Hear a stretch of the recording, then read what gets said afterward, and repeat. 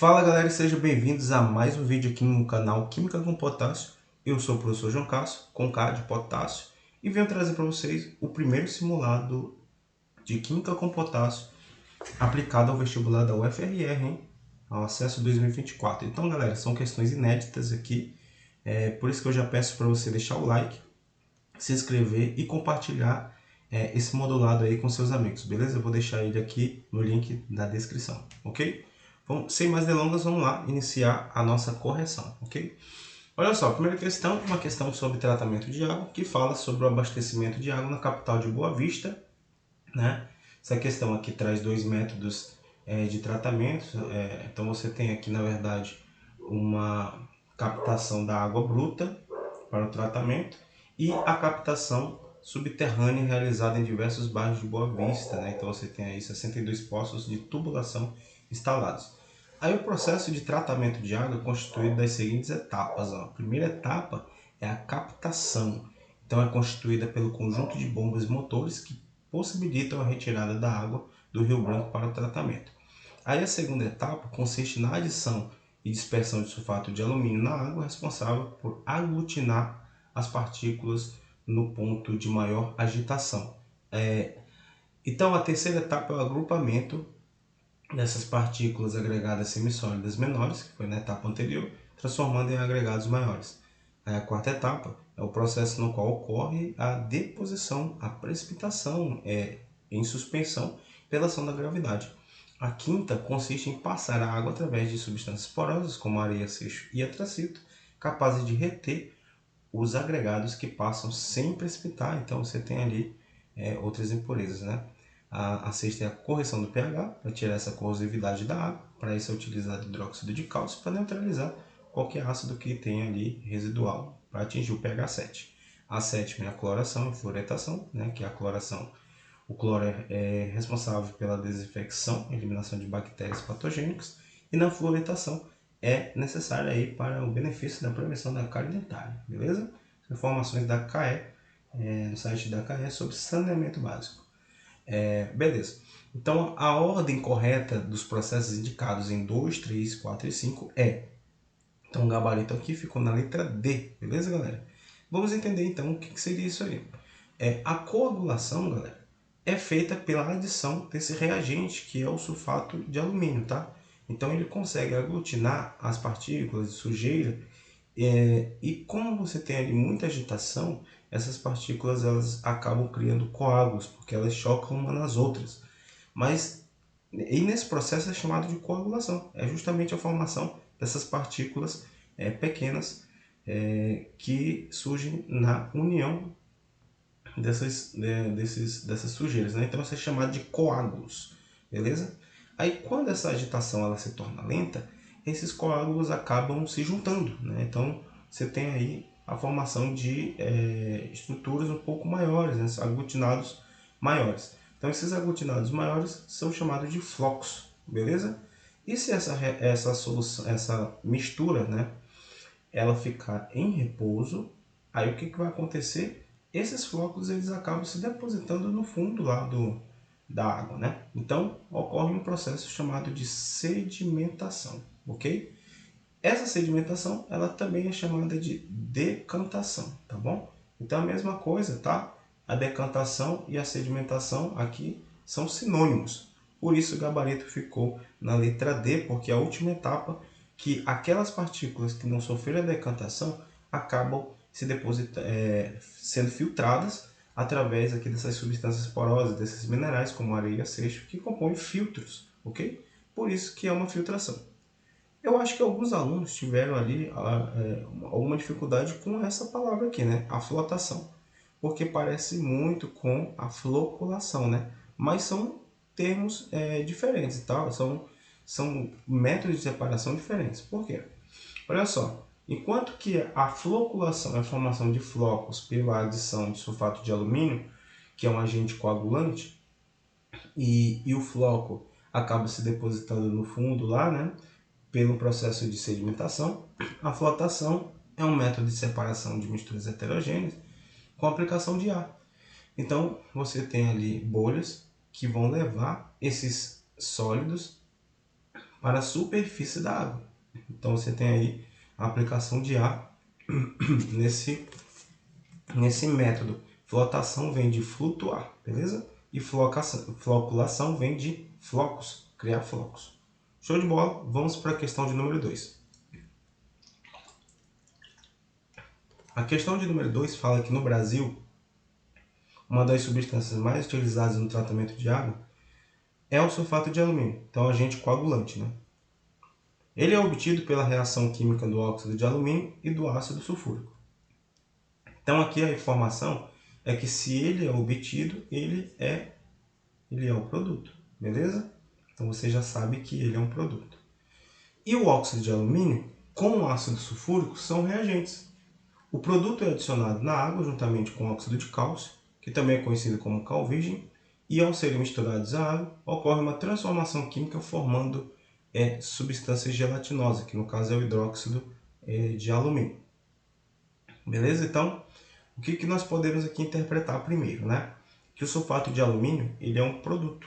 Então, aqui você vê um sulfato de alumínio, só que ele está como reagente, né, gente? Então, vamos tirar aqui. Beleza. Aí, é importante lembrar que o alumínio ele tem um número atômico 13, né? Então, 1s2, 2s2, 2p6, 3s2 e 3p6. Ou 3p1, né? Opa, são 3 elétrons. Então, aqui sobrou 1. Aí, por ele ser um metal, ele perde esses 3 elétrons aqui. Beleza? E aí ele fica com o octeto completo aqui. Portanto, é importante você lembrar sempre que ele tem um NOx fixo, é mais 3. Se ele forma um óxido de alumínio, então ele vai se juntar com oxigênio 2-. Note que um óxido é um composto binário, onde o elemento mais eletronegativo é o oxigênio com carga -2. Então, na formação dessa ligação iônica, metal e a metal, o 3 vai para como índice do oxigênio e o 2 vai como índice do alumínio. Então, o produto é o óxido de alumínio de forma Al2O3. Beleza? Então, aqui ó, a gente já exclui a D e a B. Agora, o ácido sulfúrico é o H2SO4. Ele é um diácido, né? Diácido forte. Quando se ioniza, ele produz 2H+, mais um sulfato que é bivalente ou divalente. Ao formar o hidróxido de alumínio, que tem carga +3, o alumínio, mais o sulfato, que é 2-, forma então o 3 vem para cá e o 2 vem para cá. Forma unitária de Al2SO4, opa, bota um parêntese, 3. Aí, galera, nesse caso, tá certo as fórmulas, né? Mas o balanceamento, né? Eu quero balanceado. Então aqui eu tenho um enxofre, aqui eu tenho 3. Então aqui a C está fora. Com isso, gabarito, letra E. Al2O3 mais 3 mols de H2SO4 forma sulfato de alumínio mais 3H2O. O Al2SO4 mais 3CaO reage com 2H2O, produzindo sulfato de cálcio e 2 mols de hidróxido de alumínio, beleza? Então essa aqui é uma equação que está balanceada. Próxima questão agora, né? Então o que diz a próxima questão? Vamos lá. Próxima questão de estequiometria. Suponha que para o tratamento de água da CAE foi realizada a produção do sulfato de alumínio, de novo como produto, né? A partir do óxido de alumínio e ácido sulfúrico que está em excesso, beleza? O produto desta reação é adicionado à água juntamente com óxido de cálcio em excesso, produzindo 500 kg de hidróxido de alumínio. Então, na verdade, aqui, né, é uma reação que se procedeu com rendimento de 80%. Então, a gente tem que levar em consideração que o rendimento foi de 80%. Então, somente 80% do reagente, de fato, reagiu. Aqui é a informação que eu tenho do produto, olha só. Quando você tem já a informação do produto, então a gente tem que raciocinar no sentido inverso, tá? É do produto para o reagente. Não do reagente para o produto, porque nós já temos a informação do produto. Considerando que o óxido de alumínio é oriundo de 600 kg do mineral bauxita, né? Então a bauxita é um minério que nós sabemos que minerais, eles nunca são 100% uma substância. O óxido de alumínio compõe aí uma parte desses 600 kg desse mineral que é chamado de bauxita, beleza? E que as impurezas não vão interferir no processo, na reação. A pureza do óxido de alumínio, então quanto de óxido de alumínio na amostra utilizada de bauxita é de quanto? Então aqui, eu tenho que saber qual é a massa desse óxido de alumínio e depois considerar aqui quantos por cento desses 600, que é 100%, tá? Para isso nós precisamos da reação. Mas se você notar, esse procedimento é a mesma reação que a gente viu na questão anterior, tá? Então se você acertou lá, letra E, esta é a reação que tem que ser trazida para cá. Se você errou lá, provavelmente você vai trazer uma reação errada para cá, né? Então, aí entra um pouco do nível de dificuldade da questão. Essa questão é um pouquinho chatinha, né? Então vamos lá. Reações sucessivas, então você precisa ali somar as reações. Tá? Então aqui, ó, que está em lados opostos se cancela, mesma quantidade, 3H2O, 3H2O, um sulfato de alumínio, sulfato de alumínio. Sobrou então Al2O3 mais 3 mols de H2SO4 mais 3CaO, certo? Produzindo 3 mols de sulfato de cálcio mais 2 mols de hidróxido de alumínio. Perfeito? Então, como a questão deu informação de massa do hidróxido de alumínio e pede informação da massa do óxido de alumínio, eu devo então considerar essas duas substâncias aqui apenas, tá bom? Uma relação massa-massa, por quê? Porque as informações são em massa, beleza? Então nós vamos utilizar isso aí. A informação aqui é que 1 mol do óxido de alumínio produz 2 mols do hidróxido de alumínio. Então, para isso, nós precisaremos aqui da massa molar. Então, a gente vai ter que ir lá na tabela periódica, certo? Al2O3, e fazer esse cálculo. Então, aqui eu tenho 2 vezes 27, que é a massa atômica do alumínio, mais 3 vezes 16, beleza? Então dá 54 mais 48, deixa eu ver aqui, 54 mais 48, deu 102. Então a massa molar do óxido de alumínio é 102 gramas por mol. Agora vamos calcular aqui a do hidróxido de alumínio, tá bom? AlOH3. Eu tenho 27, que é do alumínio. Eu tenho 3 hidrogênios, então vou colocar logo 3 aqui, ok? Mais eu tenho 3 vezes 3 oxigênios. Eu já calculei aqui que os 3 oxigênios dão 48, tá? Então já vou colocar aqui 48. Então, aqui vai dar 70 e alguma coisa, né? Vou só confirmar aqui pra gente. Então, 27 mais 3 mais 48 deu um total de 78. Então, a massa molar dele, né? A massa molar do hidróxido de alumínio é 78 gramas para cada mol. Aí é para cada mol, beleza? Como eu tenho 2 mols nessa reação, então eu tenho que multiplicar isso por 2, tá bom? Então, ó, isso dá, multiplicado por 2, certo? Dá 156 gramas. Então, é a relação estequiométrica que a gente tem, beleza? Porque aqui é 1 mol e aqui são 2 mols do hidróxido de alumínio. Então, eu precisei multiplicar por 2. Então, a relação vai ser assim, ó. Primeira relação. 1 mol de Al2O3, ou seja, 102 gramas de Al2O3 produz, né, 156 gramas de AlOH3.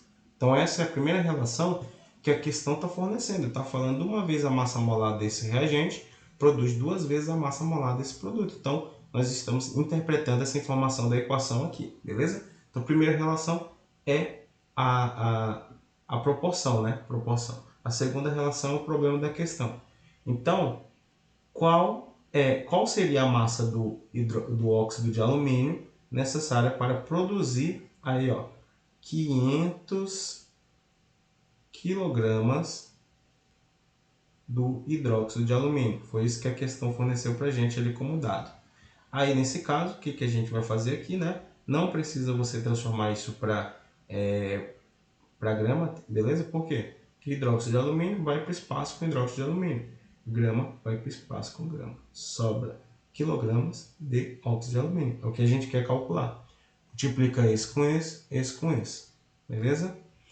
Então, aqui é um cálculo um pouco chatinho, mas você consegue fazer com paciência, beleza? Então vai ficar, vou calcular aqui direto, tá bom? Então 102 vezes 500 dividido para 156, ó, 156. Então aqui vai dar, arredondando aqui, beleza?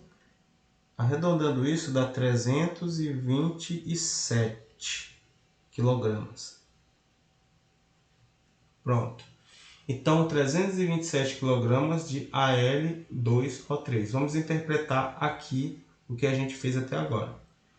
Se for produzido 500 kg de hidróxido de alumínio, é porque, teoricamente, eu precisaria, né, de 327 kg para produzir isso aí. Ok? Aí, vamos agora para o rendimento, beleza? Rendimento. O primeiro cálculo que a gente fez aqui foi uma estequiometria do tipo massa-massa.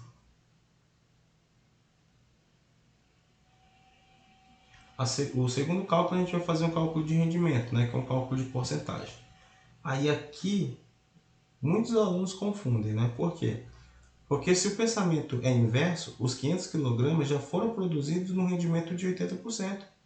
Então, os 327 kg, ele não corresponde a 100%, tá? Ele corresponde aos 80% que reagiu, porque o rendimento foi de 80%. Então, o que reagiu para produzir 500 foi esse 327. Então, na verdade, o que tinha antes lá não era 327, tinha mais. Ou seja, tinha os 100% lá. Quanto era esse 100%? Né? Então, a gente multiplica por 100 e divide por 80 aí, tá bom? Ou multiplica por 10 e divide por 8 e tal. Bom, aqui faz do jeito que você achar melhor. Então, eu vou fazer aqui o cálculo. 327 vezes 100 dividido para 80. Então, o cálculo aqui deu 408,65, né? Eu posso fazer um arredondamento aqui porque os valores são distantes. Poderia colocar um 409, 408,7, enfim. Aqui é a quantidade de quilogramas que seria relacionada a 100%, né, da amostra. Aí agora nós vamos terminar esse cálculo fazendo o quê? O cálculo de pureza, hein? Olha só. Pureza. Então, o que diz o cálculo de pureza aqui? Ó? Se foi utilizado nessa reação 408,65, que só apenas 327 reagiu, né? A amostra de bauxita era de 600 kg. Então, eu calculo aqui quanto seria de porcentagem disso aí, tá? Então, ó, 600 kg equivale a 100%. 400, vou colocar aí 409. 409 kg equivale a X, beleza? Quantos por cento será? Vamos lá, quilograma por quilograma foi para o espaço. Então, você tem aqui 409 vezes 1 é ele mesmo, 0, 0, 0, 0. dividido para 600. Corta, corta, corta e corta. Então, o cálculo vai dar 409. Vou colocar aqui 409 dividido para 6. Deu 68,1. Então, aqui nós podemos então concluir que é mais ou menos 68%, beleza? Então, letra A aqui nessa questão, tá? Uma questão mais chatinha, né? Mas é muito importante você tentar interpretar essas questões de estequiometria da forma correta, dentro dos dados que foi fornecido. Então, se a informação ele fornece dados em massa, então você vai ter que utilizar uma proporção em massa para ser mais fácil aí para você, mais direto, ok? Vamos agora para a questão de número 4 do PSS2. Olha só, no laboratório de Química Inorgânica da UFRR, o monitor encontrou uma mistura onde as únicas informações mostravam que tratava-se de uma solução salina dissoluto com solubilidade 1,6. Então já vamos anotar aqui essa informação que é importante, beleza? Então, marca texto nela, 1,6 ou 1 vezes 10 a menos 6 mol por litro, ok? E esse soluto, né, solução salina dissoluto, formado por cátion divalente e ânion trivalente. No livro de Química Analítica, o monitor verificou os valores de KPS, tá, das possíveis soluções. A solução encontrada pelo monitor era qual? Opa! Então vamos primeiro interpretar aqui que tipo de solução ele está se referindo, beleza? Eu vou chamar o cátion de M, tá? De metal. Então ele é 2+, beleza? E o ânion eu vou chamar de A. Ele vai ser 3-, porque é trivalente. Ligação iônica. O 2 vem para cá, o 3 vem para cá. A gente está falando de um sal, né? Ou de composto iônico. Por quê?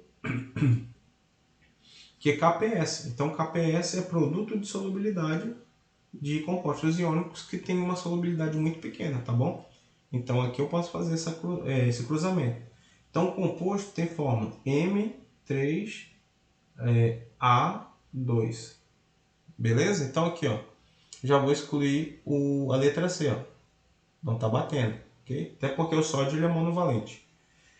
Pode ser qualquer um desses outros aí, tá? Porque eles estão dentro da análise, tá bom?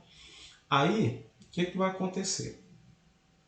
Se ele é um sal, tá? M, pelas possibilidades aqui, ele é um sal. M3A2, sólido,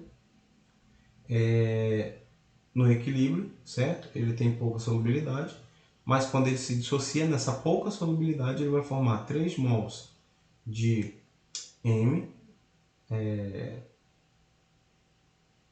2+, mais 2 mols do ânion, 3-, aquosos, porque estão em solução, beleza? Então você tem essa dissociação aí. Lembra lá, dissociação para compostos iônicos, ionização para compostos moleculares, tá bom? Como os ácidos, por exemplo.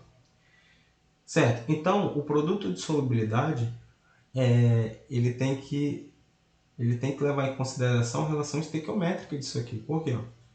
Se você tem, vamos chamar de a solubilidade de X, ó, você tem uma solubilidade X, essa solubilidade vem aqui, tá? Esse valor aqui, X. Quando ele se dissocia, ele produz 3 mols. Então, pela estequiometria, você tem 3x aqui. E aqui você tem 2x. 2x. Porque são, para cada 1 mol do sal, produz 3 vezes aqui, né? Então é 3x. E aqui 2x. Então, primeiro tem que observar essa relação estequiométrica para que você possa colocar na fórmula. Então, na fórmula, o que nós teríamos aqui? Ó? KPS é igual à concentração dos produtos, certo? Elevado a seus coeficientes estequiométricos, tá bom? Então, assim, ó, você tem aqui o M, 2+, elevado a 3, vezes o A, 3 menos elevado a 2. O sólido não entra, então o reagente nunca entra, no caso aqui, né? Porque produto de solubilidade vai entrar quem é aquoso nessa questão aqui, porque o sólido, o reagente sempre será um sólido, um pouco solúvel. Então por isso que é um produto de solubilidade. É a constante dos produtos, a solubilidade dos produtos. Agora vamos substituir os valores aqui, tá bom? KPS vai ser 3x ao cubo e aqui vai ser 2x ao quadrado. Então, resolvendo isso aí, né, com muita paciência, você tem que saber que 3 ao cubo vai dar 27, x ao cubo vezes 2 ao cubo vai dar 4x, ou 2 ao quadrado, né? Dá 4x ao quadrado. Aí você vai multiplicar agora esses números aqui na frente, na verdade. Esse número que vem aqui na frente. Estava pensando numa notação exponencial, mas não. Então aqui, ó, 27 vezes 4 deu 108. Então coloca aqui, ó, 27 vezes 4 que dá 108.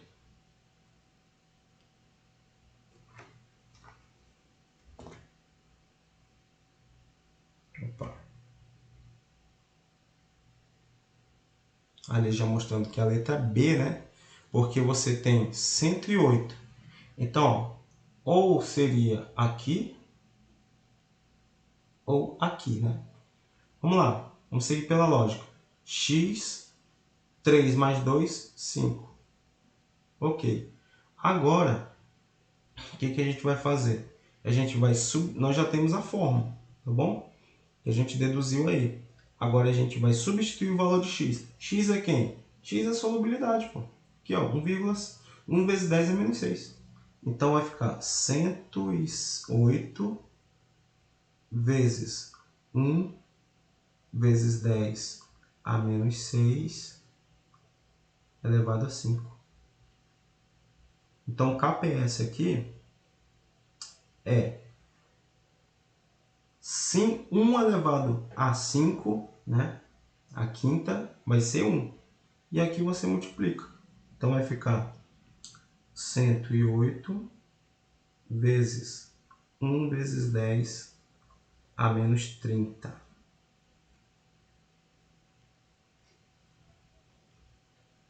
KPS, então, conclusão, né?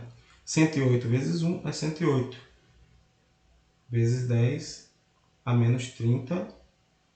Aí, bem aí onde a vírgula está marcando é menos 30. Então, menos 30 aqui vai aumentando. Ó. Menos 29, menos 28. Portanto, conclusão. KPS desse sal aí, né? É 1,08 vezes 10 a menos 28. Beleza? Gabarito aqui, letra B. E aí, concluindo que também esse sal é o fosfato de cálcio. Show de bola? Tranquilo? Lembra lá que quando na notação científica, na notação exponencial, quando você desloca a vírgula para a direita, você está diminuindo, tá bom? Diminuindo o valor. Diminui. Quando você desloca a vírgula para a esquerda, aí você está aumentando esse valor, tá bom? Então a federal ela gosta de brincar com essa questão aí. Calculou o número de moléculas, aí deslocou para a direita ou para a esquerda. Ele bota valores ali que seriam para a direita, mas às vezes é para a esquerda. Então você precisa fazer aí esse deslocamento de vírgula corretamente, beleza? Agora vamos para a questão de número 5. Olha só. O Colossoma macropole, mais conhecido como tambaqui, é uma espécie de peixe originária da região norte, muito popular em Roraima. Esses peixes possuem uma faixa de temperatura na água de 25 a 34 graus Celsius. Então, ele está falando aqui, né, na verdade, que essa faixa é para que ele viva bem, né? é necessária para sua sobrevivência, tá bom? Passou de 34, já começa a ficar ali perigoso para ele, né? Com base na análise do gráfico e nas informações do texto, e admitindo que a densidade da água é 1 grama para cada ml. É correto concluir que... Então vamos lá.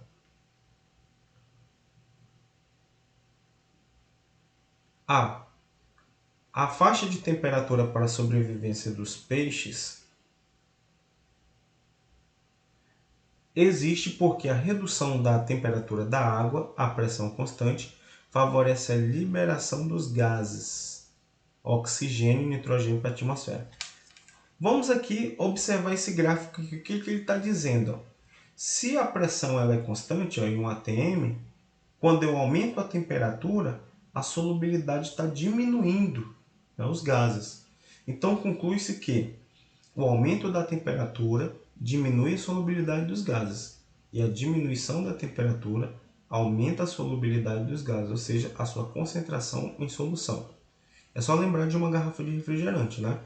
Quando ela é quente, você abre lá ela, então você tem ali uma liberação de gases maior. Mas quando ela está geladinha, o refrigerante lá, esses gases não escapolam com facilidade, beleza? Então aqui está errado, porque ele fala que a faixa de temperatura para a sobrevivência do peixe existe porque a redução da temperatura da água favorece a liberação. Não, se você reduz aqui a temperatura, por exemplo aqui em 10 graus Celsius, você tem uma solubilidade bem maior do que se comparado a 40 graus Celsius. Ó. Solubilidade bem menor. Então a está errada. B. Um possível aumento da pressão sobre o sistema aquático promove a diminuição na concentração dos gases. Também está errado, porque se você aumenta a pressão, de novo, a garrafa de refrigerante lá. O refrigerante, quando ele está lacrado, ele está em alta pressão, né? Isso proporciona uma solubilidade dos gases lá, do CO2. Mas quando você abre a garrafa, a pressão diminui e os gases, eles saem, né? Eles são liberados. Por quê? Porque a concentração dele, né? Na verdade, porque a solubilidade dele diminui. E aí a concentração diminui. Então, na verdade, aqui, um possível aumento da pressão não vai diminuir, né? Não vai diminuir a concentração. Aumenta a concentração porque aumenta a solubilidade desses gases. Bom? C. A concentração em quantidade de matéria, gente, é mol por litro, tá? Molaridade, ok? Do gás de nitrogênio a 360 gramas de água, nas condições padrão aí, é aproximadamente 9 vezes 10 a menos 3. Aqui a gente vai ter que calcular. Por quê? Se eu pegar aqui a temperatura de 25, tá? Eu estou falando do nitrogênio, beleza? Então eu vou olhar aqui na curva do nitrogênio, que é essa verdinha aqui. Então se eu traçar aqui até a curva, eu vejo que a solubilidade aqui está entre 0,3, tá bom?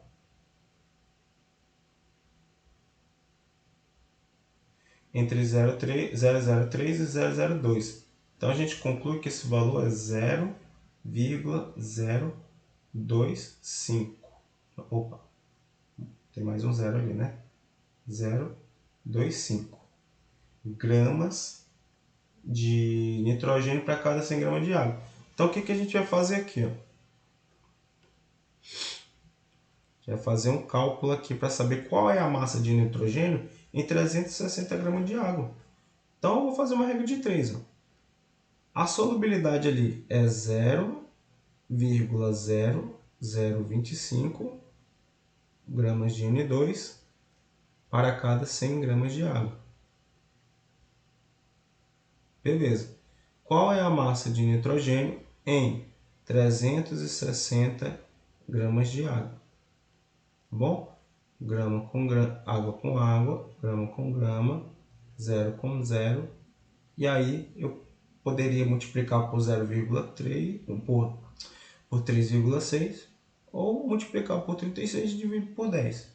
Aí você faz do jeito que achar mais fácil, tá bom? Eu vou fazer aqui mais rapidamente, 0,0025 vezes 36 Ó, deu 0,09, hein? Dividido para 10. Pronto. Então, o resultado aqui, né? Marcando a letra D ali, por quê, né? Então, essa C está errada. X é igual a 0,009. Só que isso aqui, ó, você coloca gramas de N2. Colocar na notação científica, vai ficar menos 1, menos 2, menos 3. 9 vezes 10 a menos 3. Só que isso é grama, né? Grama de N2. Se calcular a estequiometria, quer dizer, a molaridade, molaridade é igual a massa sobre a massa molar vezes o volume. Então vai ficar 9 vezes 10 a menos 3 gramas, dividido para massa do nitrogênio, 14 mais 14, 28 gramas por mol, vezes o volume de 360 gramas de água. Para cada 1 grama, 1 ml. Então dá 360 ml. E para você transformar ml, porque tem que colocar em litro, você divide por 1000, tá bom? Por 1000. Então isso aqui vai dar igual a 0,36 litros. Então 0,36 litros vai me dar um cálculo de 9 vezes 10 a menos 3, dividido para 0,36 vezes 28. 10,08. Então, eu vou fazer o seguinte, eu vou arredondar isso aqui, eu vou só considerar o 10. Então, quando você divide o 10, desloca a vírgula mais uma vez para a direita, né? Então, o resultado aqui dá 9 vezes 10 a menos 4. Então, por isso que está errado aqui, ó, mol por litro, né? Por isso que está errado aqui, não é 10 a menos 3, é 10 a menos 4 mol por litro. A D está certa por quê? Vamos lá, então vamos fazer o cálculo da D. A massa mínima de oxigênio necessária para a sobrevivência do tambaqui em 10 litros é de 400 miligramas. Tá bom? Então, como é que ficaria aqui? Ó? A massa mínima, ou seja, de oxigênio. Então, quando eu estou aquecendo, está diminuindo a concentração de oxigênio. Então, a massa mínima ela está na temperatura de 34, beleza? Porque ali, quanto você mais aumenta a temperatura, menos oxigênio você tem, ok? Então, isso aqui está marcado numa solubilidade de 0,004. Pronto. Então o cálculo vai ficar assim, ó. 0,004 gramas de oxigênio estão contidos em 100 gramas de água, ou 100 ml, beleza? Qual é a massa de 10 litros? Aí 10 litros são 10.000 ml, beleza? Então aqui 10, 1, 2, 3 ml. ml com ml, 0 com 0, 0 com 0. Aí, 0,004 vezes 100 vai dar, deixa eu ver aqui, vai dar 4. Vamos calcular. 0,004 vezes 100. 0,4, beleza? Então aqui deu um valor de 0,4 gramas, que equivale a 400 miligramas, beleza? Então por isso o gabarito ficou na letra D. Por que está errado? Porque está falando que as mudanças climáticas podem afetar a vida aquática mediante o aquecimento das águas, interferindo diretamente no aumento da solubilidade. Não. Se a gente aquece, olha só, se a gente aquece, a solubilidade diminui, ok? Então por isso que a E está errada. Agora vamos para a questão de número 6. Para a produção do gás hidrogênio no recipiente fechado, cada reagente continha um valor de pressão parcial de 1,8. Então está falando que cada reagente tinha um valor de 1,8. ATM. Após um determinado tempo, o equilíbrio químico foi atingido. Então, aquele 1,8 era antes, tá? Então, você tem aqui do reagente 1,8 e do produto não temos nada, 0. Depois foi atingido o equilíbrio, né? Medida a pressão parcial do dióxido de carbono, que é o produto, obteve-se 1,5. Então, peraí. Então, na verdade, depois, quando atingiu o equilíbrio, produziu 1,5. Assinale a alternativa que apresenta o valor da constante de equilíbrio Kp. Beleza. Olha só. A pressão do gás está relacionada com a quantidade de mols dele. Então, assim, quando a gente observa aqui o balanceamento, é 1, reage com 1, produzindo 1 e produzindo 1 aqui. Então, tá beleza. A gente não vai precisar multiplicar por nada, ok? E só observar a estequiometria aqui, tá? Não precisa trabalhar com mol, você pode trabalhar com gás mesmo, porque é como eu falei para vocês, a quantidade de mols, numa condição ideal, vai relacionar com a quantidade de pressão que aquele gás faz, ok? Então aqui, ó, 1,5, se produziu 1,5 do dióxido de carbono, produziu uma quantidade de mols que é igual à quantidade de mols do hidrogênio, que é 1 para 1. Então produziu também 1,5 de ATM para o H2. Agora, se aí a gente observa aqui, se ele é produto é porque produziu. Se ele é reagente é porque ele reagiu, tá bom? Então assim, para produzir 1,5, eu preciso reagir 1,5 do reagente também, porque a proporção é de 1 para 1. Então 1,5 de cada um. Agora, vamos interpretar assim, no equilíbrio químico agora. O que ocorre no equilíbrio químico? As duas velocidades elas se igualam, certo? A reação direta e a reação inversa. Então as concentrações dos produtos e dos reagentes se mantêm constantes no processo de equilíbrio. Então o que sobrou no equilíbrio? Vamos lá. Se foi produzido 1,5 do CO2, então sobrou 1,5. Né? Formou 1,5 no equilíbrio, tanto do CO2 quanto do H2. Agora, se reagir 1,5 do CO e 1,5 da água, isso aqui é uma subtração. Sobrou 0,3 do CO e sobrou 0,3 do H2O. Se esse processo está em equilíbrio, então essa concentração se mantém constante no equilíbrio. Ok?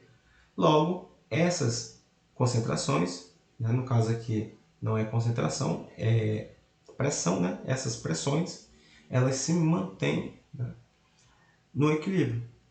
Então, pelo fato de ter estes valores no equilíbrio, nós vamos então colocar aqui na expressão do Kp. Como elas se mantiveram no equilíbrio, nós vamos colocar assim, ó, produto CO2 elevado a 1, H2 elevado a 1, sobre o reagente CO elevado a 1 e H2O elevado a 1. Como aquelas pressões elas se mantiveram no equilíbrio, nós vamos substituir os valores. 1,5, né? Já vou desconsiderar aqui a unidade de ATM, porque uma vez elas vão se cancelar. Né? 1,5 vezes 1,5 sobre 0,3 vezes 0,3. Então, Kp, que é a constante de equilíbrio em termos de pressões parciais, vai me dar 1,5 vezes 1,5, acho que dá 2,25, né? Só confirmar aqui, 1,5 vezes 1,5. 2,25. Então aqui ficou 2,25 dividido para 0,3 vezes 0,3, 0,09. Bom, aí, gente, o que nós podemos fazer aqui? Deslocar essas vírgulas aí, né? Para facilitar esse cálculo aí. Então, como é que nós podemos deslocar? 2 vezes para a direita, né? vai ficar aqui, ó. Vai dar 25. Ok? Letra C. Letra C. Na hora da prova, o que eu poderia fazer? Eu poderia fazer isso aqui, ó. Eu vendo que os valores são bem distantes, para não perder tempo calculando essa divisão, eu faria isso aqui, ó. KP é igual a 22,5, ou seja, desloco uma vez para lá, dividido para 0,9. Isso aqui é mais ou menos 22,25 sobre 1, né? Que aí você arredonda para 1 isso aí. Então, o resultado daria 22,5, que é próximo de 25, né? Então, você teria que levar em consideração pela lógica que o resultado teria que ser a letra C, beleza? Então, essa questão aqui, toma muito cuidado com os valores que são dados no início, né? Para a gente não pensar que isso está no equilíbrio já e querer sair colocando na fórmula da constante de equilíbrio. Você tem que observar. O ideal é que eles apresentem esses valores já no equilíbrio, aí facilita para a gente. Mas se não, aí você tem que fazer essa tabelinha ou então ter uma sacada estequiométrica aí na sua cabeça para calcular mais rápido. Beleza? Vamos para a questão número 7. Questão de química orgânica agora. PSS3. Olha só. Para evitar a anemia, é indicado ingerir ferro 3+, sendo necessário o uso de agentes auxiliares de absorção, como o ácido ascórbico, que é a vitamina C, promovendo a seguinte reação. Então aqui nós temos a vitamina C, beleza? Ela está aqui. Nós temos o ferro 3+, e aí produz essa substância, tá? Mais o ferro 2+, e acidifica o meio aqui, né? No caso, libera 2H+. É correto afirmar que as funções orgânicas presentes na vitamina C são álcool, enol e éster. Vamos lá. Eu tenho um álcool aqui, ó, hidroxila ligada a carbono sp3, beleza? Tanto aqui quanto aqui. Isso representa álcool. Nós temos enol, muito bem, ó, hidroxila ligada a carbonos sp2, que é aquele carbono da dupla ligação, certo? Então aqui representa enol, N da dupla ou da hidroxila. Aqui também representa o enol. Nós temos éster, muito bem, aqui ó, um éster. Esse éster é cíclico, tá bom? Éster. E por ser éster cíclico, nós vamos chamar ele de lactona. Se fosse uma amida cíclica, seria lactama. São nomes específicos dele. E no produto apenas álcool e cetona, vamos lá. Aí já está errado, porque ó, apesar de formar realmente cetonas, essas duas aqui são cetonas. Mas a gente tem aqui o éster ainda, né? Então, pelo fato de ter o éster, aqui nós vamos tirar a letra A. B. Na suplementação oral da vitamina C, associada à reposição de ferro em pacientes de anemia, o íon ferroso atua como agente oxidante e a vitamina C atua como agente redutor. Ó, o que está acontecendo? Primeira coisa, quando eu transformo uma hidroxila de álcool de enol em cetona, você tem um processo de oxidação aqui mesmo. É tanto que a vitamina C ela é utilizada como agente antioxidante, ou seja, ela impede com que o alimento se oxide, então ela oxida no lugar, tá bom? Quem sofre oxidação é o agente redutor, né? Porque causa a redução na outra substância. E se você observar aqui, ó, ele vai de 3, certo? Para 2. Então, reduziu. Gente, redução significa literalmente reduzir o NOx. Por isso que é redução. Então, ele foi de 3 para 2. Beleza? Então, o ferro aqui sofreu redução, sendo um agente oxidante. Só que tem um detalhe. Esse ferro 3+, não é o íon ferroso, é o íon férrico, maior NOx, ICO, menor NOx, oso, ferroso. Então, é uma questãozinha decidida aqui em detalhes, né? Então, essa afirmação aqui, ela está errada simplesmente por causa de que o processo está correto, no entanto, não é o íon ferroso, tá? É o íon férrico. Então, aqui está errado. Letra C. Estão presentes somente carbonos primários e secundários na vitamina C. Então, essa afirmação é uma afirmação mais fácil, né? Isso torna a questão um pouco mais fácil, porque essa análise é uma análise mais tranquila. Então, estão presentes somente carbonos primários e secundários na vitamina C? Vamos ver aqui. Esse daqui, né, está ligado somente em um carbono. Então, sim, ele é um carbono primário. Esse carbono aqui está ligado nesse de cima e nesse de baixo. Então, esse daqui é um carbono secundário. Esse daqui está ligado em um, que é nesse, e nesse de baixo. Lembrando que, para a classificação de carbonos, é quantos carbonos ele se liga. Então, esse é secundário. Esse está ligado neste carbono e nesse de cima. Esse é secundário. Esse está ligado nesse carbono e nesse daqui, secundário. E esse está ligado somente nesse carbono de baixo. Então, esse é primário. Portanto, conclui-se que estão presentes somente carbonos primários e secundários na vitamina C. Ok? Então, por isso, o gabarito aqui ficou na letra C, né? Ok. Aí, aqui está na letra D, não, aqui eu coloquei errado. O ácido ascórbico apresenta dois carbonos sp3 simétricos. Vamos ver aqui. Simétrico, gente, isso aqui é uma pegadinha, tá? Simétrico é aquele que não é quiral, tá? Não é carbono quiral. Então, simétrico é aquele que vai ter dois ligantes iguais. Então, tem dois carbonos sp3? Tem dois carbonos sp3 aqui, ó, que são simétricos. Esse, na figura do CH2 aqui, ó,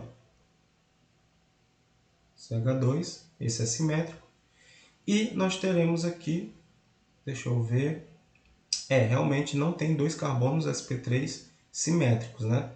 Concluindo que essa D está errada mesmo. Só tem um carbono sp3 simétrico, que é esse. Beleza?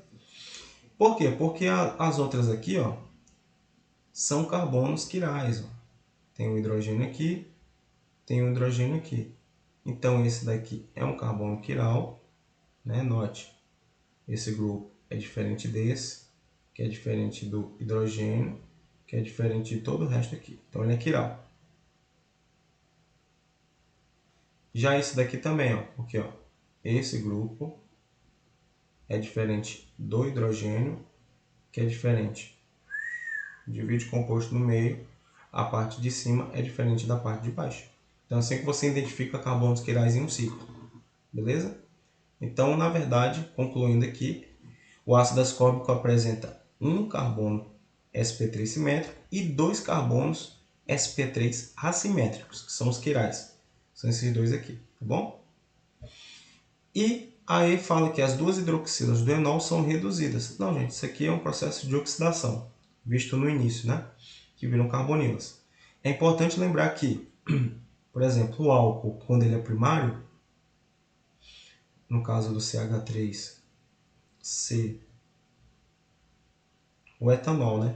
Quando ele é um álcool primário, ele é oxidado, na presença do... Pode ser por um permanganato de potássio meio ácido. Ele é oxidado para virar... ele virar aldeído primeiro, né? E o aldeído sofre oxidação virando um ácido carboxílico. Então, a oxidação do álcool total é para virar ácido carboxílico.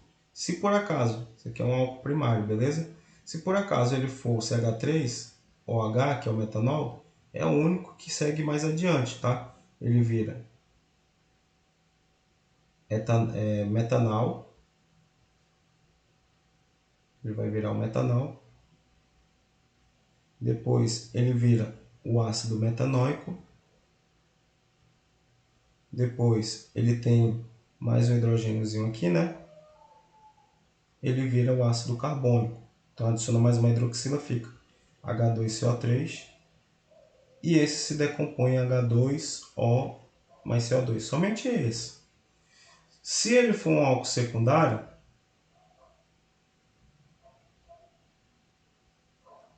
aí no caso a carbonila ela é formada no carbono secundário.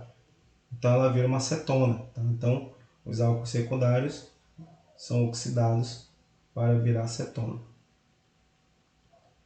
E o terciário não reage, tá? Então guarde na sua cachola aí essa reação de oxidação de hidroxilas de álcool, né? Especificamente. A gente viu que o enol ali reagiu da mesma forma. Vamos então para a questão de número 8. Olha só. O camo-camo ou caçari, como é conhecido em Roraima, é uma espécie tipicamente silvestre que surge em áreas alagadas nas margens dos rios e lagos e tem um grande potencial econômico. A fruta possui casca roxa, opaca e grossa, sendo muito rica em vitamina C. Um estudo de caracterização da polpa do caçari revelou a presença de compostos fenólicos, como a catequina e o campferol. Então aqui estão as fórmulas dos dois, né? A alternativa que indica as afirmações incorretas. Então, toma cuidado lá na hora.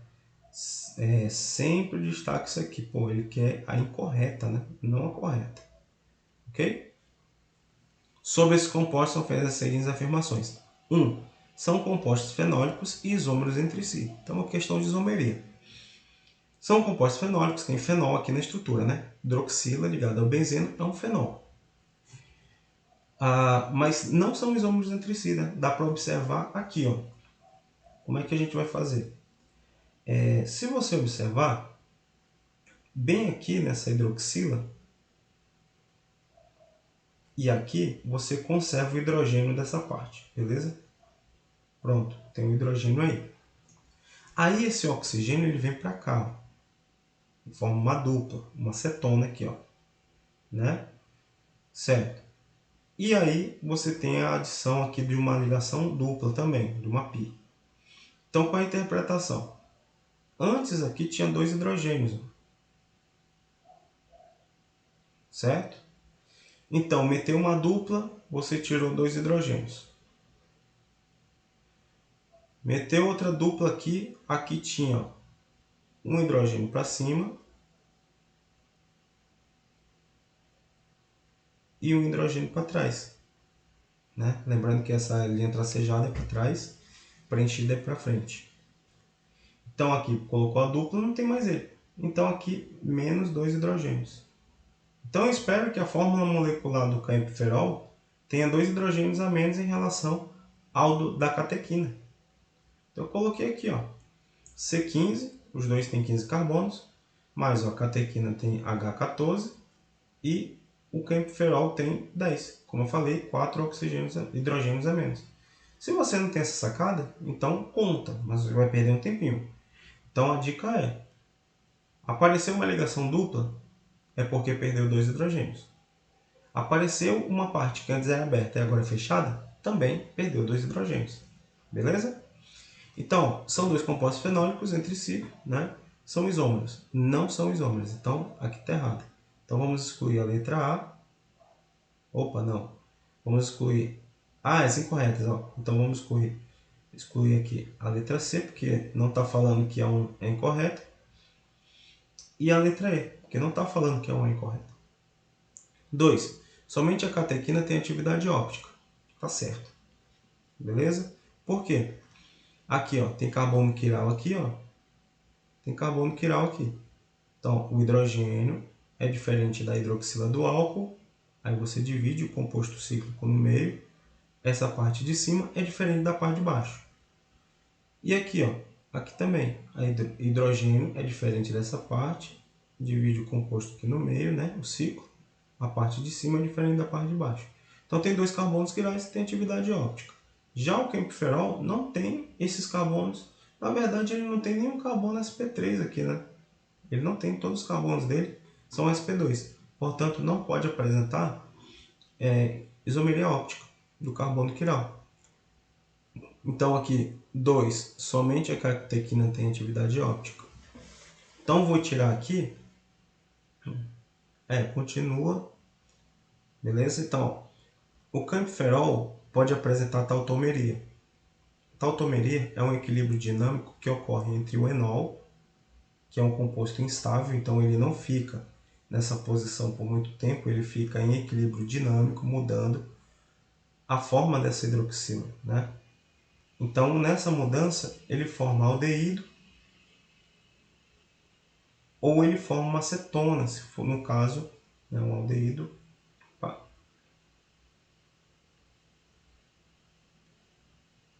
Então, aqui seria um aldeído, um equilíbrio ceto-enólico, o aldenólico. E o equilíbrio ceto-enólico seria quando você tem esse enol entre dois carbonos. Então, aqui eu vou repetir aqui para gente. CH2, OH, CH3. Então, nesse equilíbrio, você tem a formação de uma cetona, CH3, C-O e CH3. Então, isso é um equilíbrio tautomérico cetoenólico. Aí, quando eu observo aqui, eu vejo que aqui tem a função enol, então pode sim ter tautomeria, porque tem função enol, isso aí pode virar uma acetona aqui.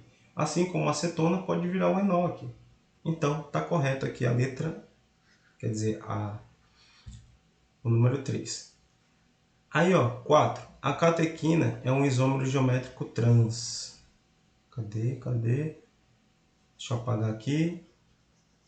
Tá certo, gente, porque a isomeria geométrica também pode aparecer nos cíclicos, né? Ó, quando você coloca o hidrogênio para frente, e esse grupão está para trás, e aqui a hidroxila está para frente e o hidrogênio está para trás, você tem esses dois grupos iguais em lados opostos, então ele é trans. Ao mesmo tempo que os mais volumosos estão em lados opostos também. Então são trans. Então aqui está correto também a 5, a 4. E a 5 são compostos de baixa polaridade. Não, aqui ele, apesar de ter estrutura carbônica grande, você tem vários pontos de ligação de hidrogênio, né, de força intermolecular muito intensa, que dá uma polaridade a esse composto. Então, essas hidroxilas compensam a estrutura carbônica grande, assim como o carboidrato, né, que tem vários carbonos, mas tem várias hidroxilas. Então, eu espero que esse composto seja polar, hidrossolúvel, lipofóbico. Então, aqui a 1 e 5 são as que estão erradas, por isso o gabarito ficou na letra A. E para finalizar aqui a nossa correçãozinha, né? Vamos para a última questão, questão mais tranquila. Segundo a fórmula da catequina, estão presentes função, aqui ó, hidroxila ligado ao benzeno, é o clássico fenol, oxigênio heteroátomo, éter, beleza? Oxigênio heteroátomo, onde os seus grupos ligados são carbonos, sem carbonilos. Hidroxila ligado ao carbono sp3, então você tem o álcool. Então aqui você tem um álcool secundário. E o resto aqui fenol. Então, ó, vou excluir o gabarito que fala éster, o gabarito que fala enol, aqui também que fala enol. Então ficou ou a letra B ou a letra D, né? Ligações pi, 1, 2, 3, 4, 5 e 6. E sigmas, aí é chatinho, você tem que contar. Aí a gente vai fazer assim, ó. Vamos contar as que estão visíveis. 1, 2, 3, 4, 5, 6, 7 e 8. 9, 10, 11, 12, 13, 14, 15, 16, 17, 18, 19, 20, 21, 22, 23, ok? 24, 25, 26, 27, 28, ok? Só que aí, ó, ainda tem as ligações dos hidrogênios aqui que estão ocultos. Então, de cara a gente já sabe que o gabarito é a letra E. 28, 29, 30, 31, 32, 33, 34, 35, 36, 37. Beleza? Então, gabarito aqui, letra E. Fenol, álcool, éter, 37 ligações sigmas. Lembra lá que ligação sigma é aquela ligação que ela é de penetração frontal, beleza? Então você tem aqui uma ligação que é uma ligação sigma. Já uma ligação π é aquela ligação que vem acumulando em cima da sigma, tá? Então aqui no caso você tem uma ligação que é sigma e a outra é π. Certo, gente? Beleza? Então finalizamos aqui a nossa resolução.